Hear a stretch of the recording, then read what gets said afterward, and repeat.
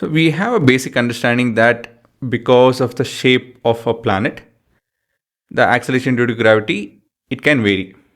For example, Earth. So along the equator, we are bit bulged than the pole. So basically, from the center to any point on the equator is much higher than from the center to the pole. Technically, it is so. So because of this, acceleration to gravity along the equator is 0.5 percentage lesser than the pole, right? We have seen that. The next factor which we are looking at is latitude. So first thing is, what is latitude? If I take up Earth in this case, so this is our north-south direction and north-south, east-west.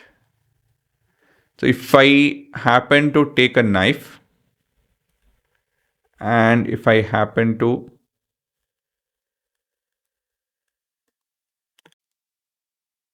just a second, I want to make it a bit better. Yeah. If we happen to slice the earth along west-east direction, so along this direction, perpendicular to north-south basically. If I keep doing that, right, I'll get a different slice over here.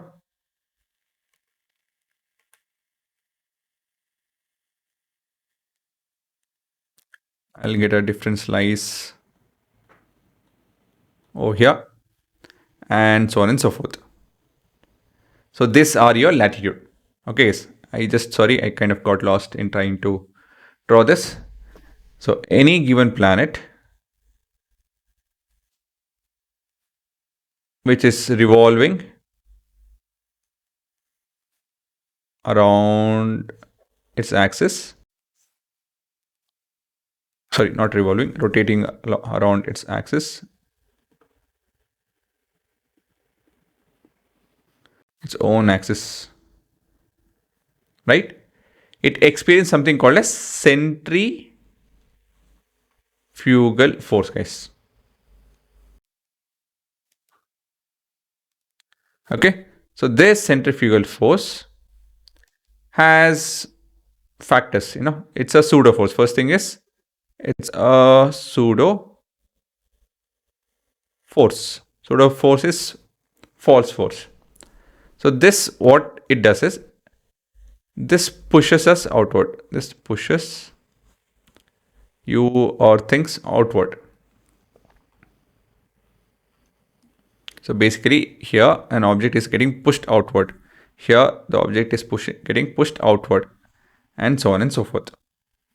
So you can imagine what will be the push at the equator than over here.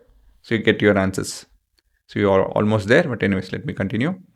So when we look at the factors that affecting your pseudo force, your centrifugal force, so factors include radius,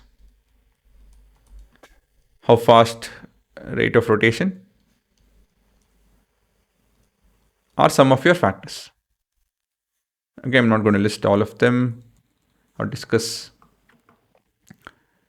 So now, if a rate of rotation is same for all the circles, so this is same throughout because this is one single object. This is what varies, right? So this is your factor that varies. So factor that varies. Do you agree? Over here, if it was a cylinder, then it would have been different case, but it's not. It's sphere. So it varies. The radius changes. So basically, the outward push, technically, let me do this.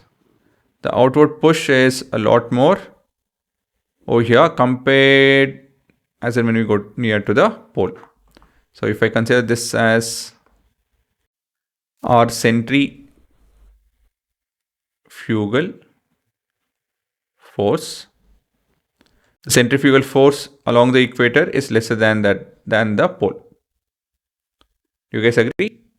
So if I consider this as if you imagine this as a graph, the centrifugal force over here, is higher than over here. So how does this affect? We'll see the math and we'll understand directly, guys. So that is a bit of background story. Now let's look at the math.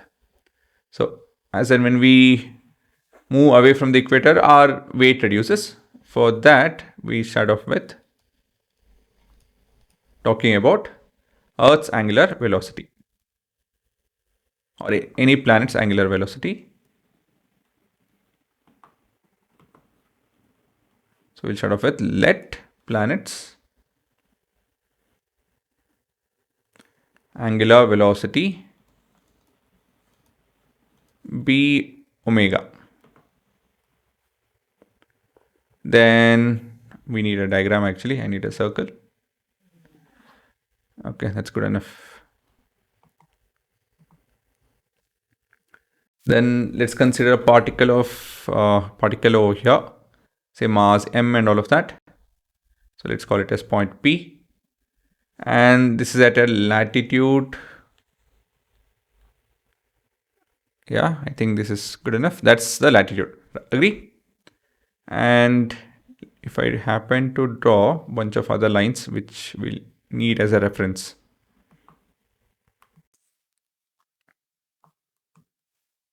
That's your axis of rotation. So this will be our radius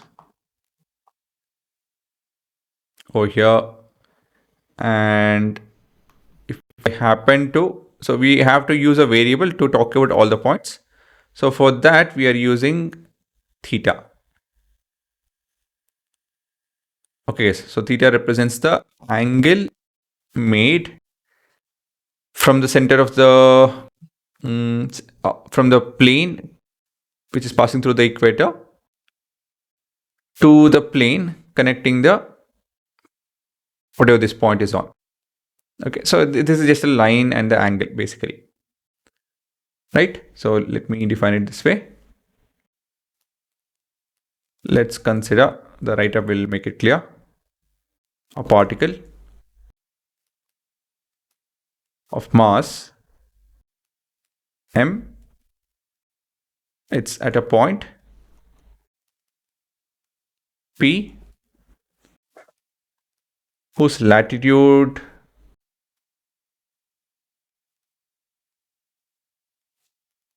is theta. Okay. Now, the particle P, it makes an horizontal because circle's radius is important. So that also we have to consider. Radius, say r. Okay. So using trigonometry, we can, if I take the radius of the earth as capital R, right? So R will be equal to, let me think of it. So this, oh yeah, this is also capital R. So this is adjacent. So this will be R cos of theta. Is that correct? By trigonometry, this is so.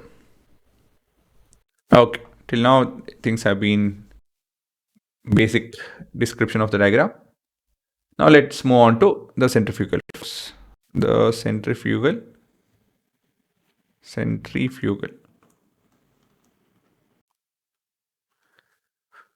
force acting on the planet.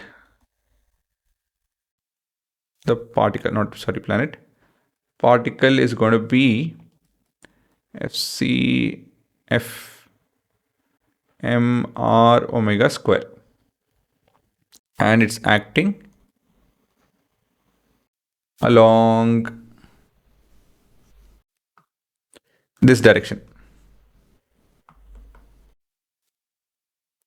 Okay, so acting along, so if I call this as A, PA, along PA. Okay, so it's pushing in this direction, right? So this is the circle, this is the plane. Actually, the push is left to right in this way. Yeah, I thought I mentioned it wrong over there. So it's left to right this way. Now let's resolve it as usual. We resolve anything that we get. So along this connection and perpendicular to that. So basically this will be tangent. So if I project it, it's somewhere over here. So I need to erase it. And this is to erase this. And this will be theta. And this is FCF. This will be FCF. This is theta, right? This is cos theta. And this is FCF. Sin theta. Right? So that would be that. Okay. So on resolving, so we need to make a point of this along the horizontal,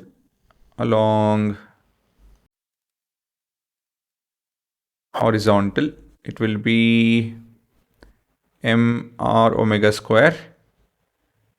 Along the horizontal, it will be sine theta, right? This is the horizontal for us.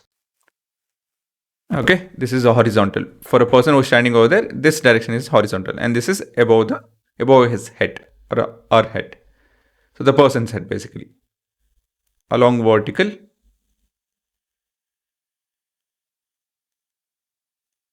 so we have mr omega square cos theta. Sorry, I think I used, yeah, I need to write,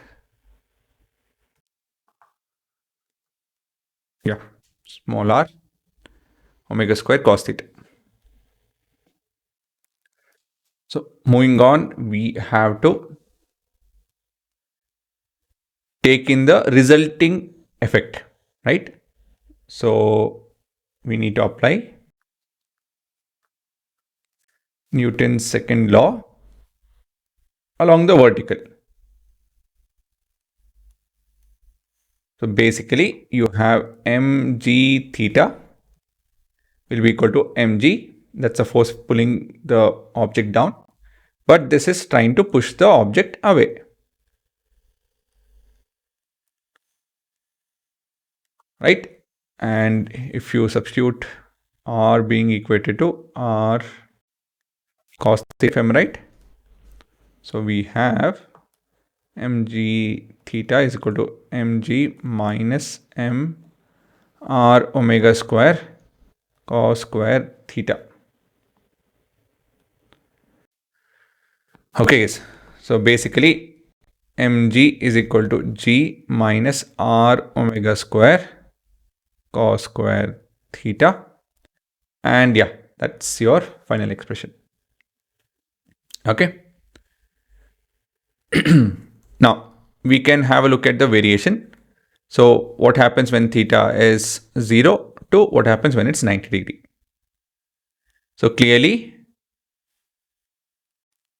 cases at equator. So what is happening?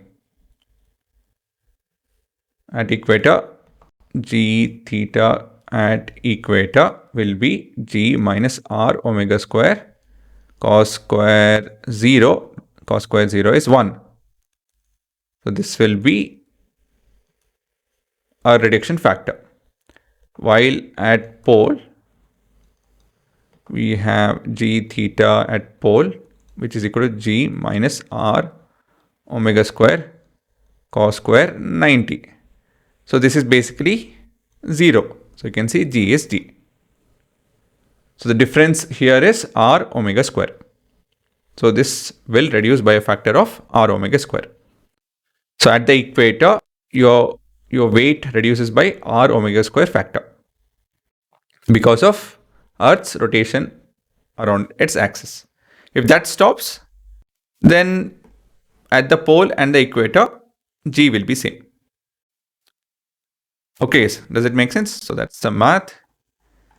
And all of that is because of a pseudo force called a centrifugal force. So, okay, let me explain this again. So what we're looking at is effect of Earth's rotation around its own axis.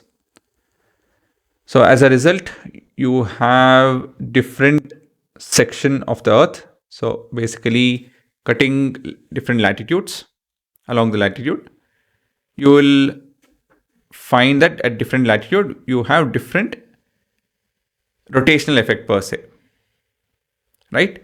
So radius is a factor over here, and the factor varies because obviously.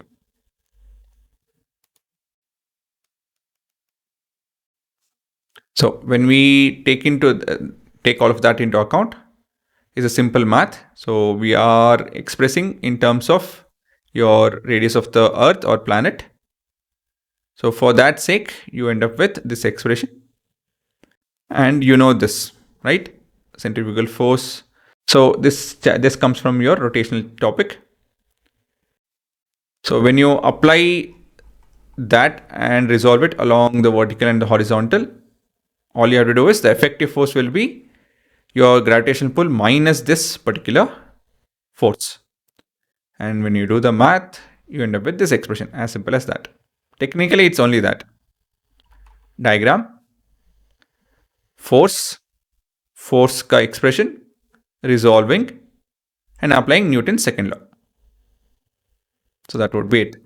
Okay, now you can have a look.